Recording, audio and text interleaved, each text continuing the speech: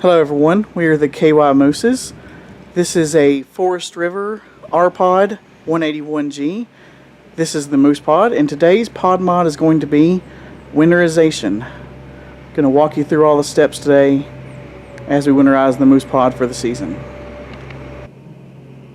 We have our antifreeze here. We have 2 gallons ready for the season, although usually for a complete winterization it will probably only take us maybe a gallon and a half, but we like to have 2 just to be ready.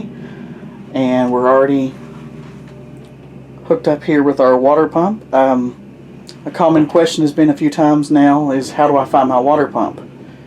Well, it's going to be in one of a couple places. If you have a bed like this, it's possible it's going to be underneath the bed in your Rpod. If you have a dinette, you could look underneath your dinette. If you have the couch models, you could look underneath the couch bench. For some of you, it's actually going to be in your cabinetry. But a wise person said once they were looking to find theirs and they didn't know where it was, so they simply flipped the switch, listened for the sound, and followed it. And sure enough, he found where his water pump was in his Rpod. So there you go, you can find your water pump. And the first step to do is we're going to come in. We're going to go on and turn on all the drains. No water pump on. We're just going to go through, turn on all the drains, and let all the water drain out of the lines that's sitting there extra right now. So we're going to do that here at the kitchen. And then we're going to hit the bathroom. We've already done the toilet actually. We'll do hot and cold. You'll see as we do that, some extra water starts coming out of the lines and draining out of the system. And for those of you who might have outside showers or garage models, we're going to head out there and make sure both those are turned on right now as well.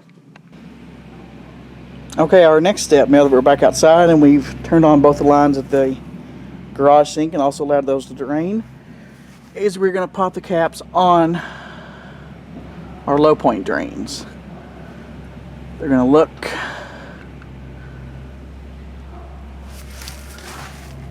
like those there.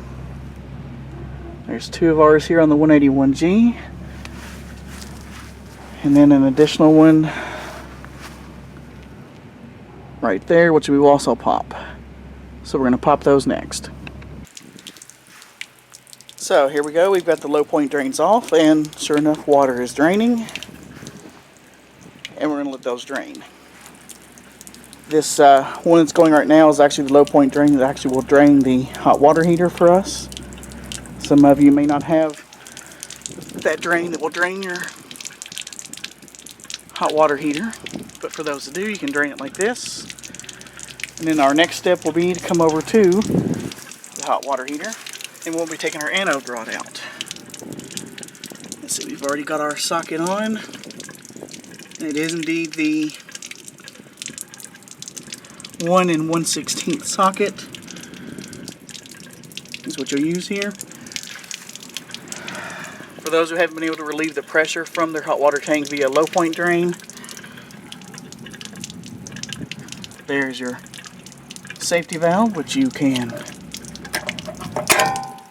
flip, remove the pressure. That way when you take out your anode rod, you're not going to get showered and shot at with water.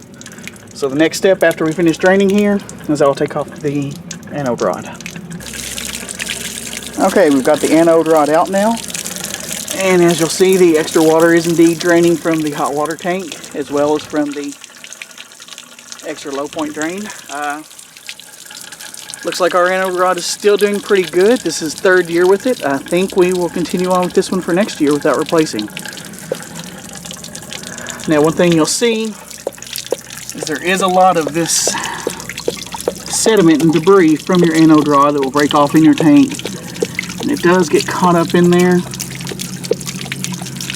One thing I will do later, after I finish winterizing, is I will come over here with the garden hose and spray directly into my tank in an attempt to get all that scale and sediment out of the hot water heater for the season. Okay, we're now back inside. We've added the low point drain caps back on after it's fully drained. We've gone through and shut all of the water systems, hot and cold, in the kitchen, the shower, and in the garage. So now we're going to come back to our water pump and our water heater, which I have not bypassed yet. This is in the open position for when you're using it during the year. And I'm going to turn all these and now bypass the hot water tank.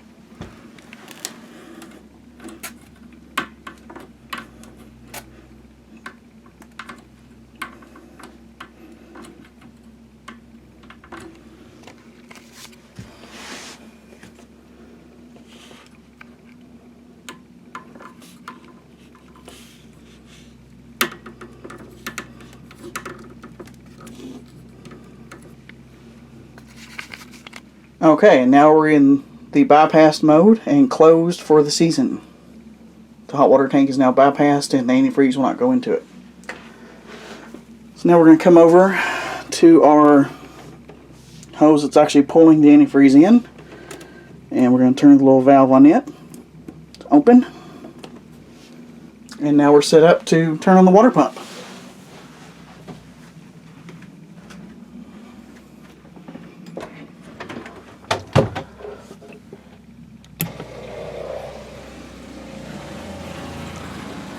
There we go, water pump on.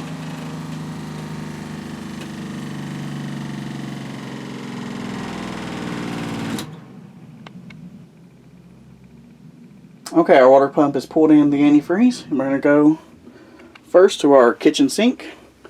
We're going to start with cold. Run it. So you see pink. There's pink, it's off. And go to the hot. Pink and off. Let's go to the bathroom.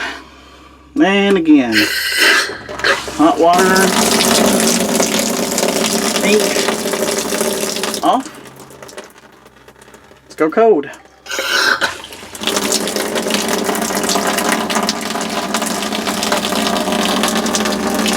And pink and off. Now I'm going to do the actual shower faucet. I'm going to turn on the hot and the cold.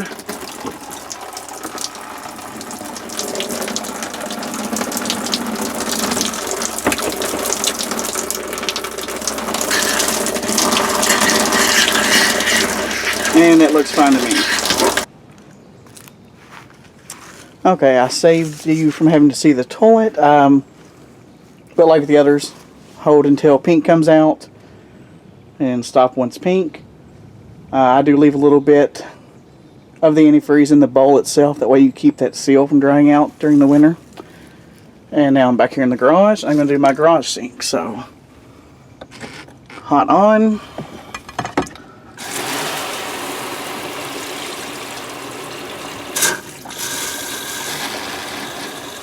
Oh, there we go. Pink. Do hot off.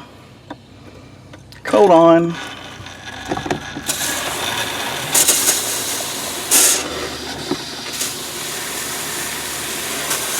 And again, there we go, we got pink.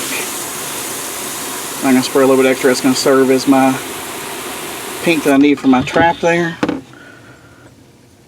And cold off. So again, here in the garage, this little bit that's going down is going to serve as the amount that I pour down into all your traps. So garage is done. Okay, I'm going to go on and kill our water pump now. We've got all of our lines with pink coming through them, so pump off. And I did go ahead and switch over to the other bottle before I did the toilet and garage, just to go ahead and do those. But now I'm going to go ahead and turn our valve here and pull out our hose. And let that drain back into the bottle a bit so it doesn't get everywhere. Okay, and there we go. Okay, we did leak a little bit there, but we'll get that up in a minute. I'm going to take what's left of our second gallon here. Go to each of the traps in the pod.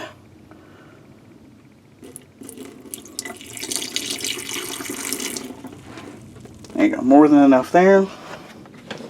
And again, you've already flushed a decent amount down each one as you've done your pipes, so But just to have concentrated instead of watered down, you'll go ahead and, again, I use more than enough there. And lastly, I'll go out and hit the garage sink just a little bit more concentrated, and then we'll be done. Okay, so again, I just finished up pouring a little bit of concentrated antifreeze down each of the P-traps. And then the last thing I'm going to do is I'm going to come out here to where your city water connection is. Stick your finger in there and pull out your little screen.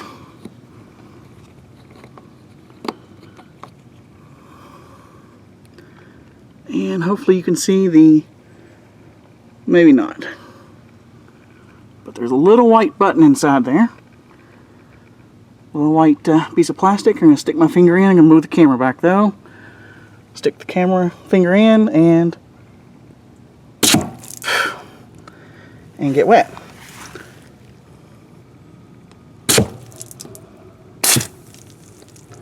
Actually, let's take a little bit of the pressure off first, eh? Just to keep me from getting sprayed, and I've said this before, to take a little bit of the pressure off before you push that button. So I'm going to do my low point there for a little bit and just let the pressure come out of the system just a little bit. Alright, we'll tighten it back up. Now we'll go back to our little button. I'm still getting wet. But there you go. That's pink is now coming out of your city water connection, so no worries of that freezing now.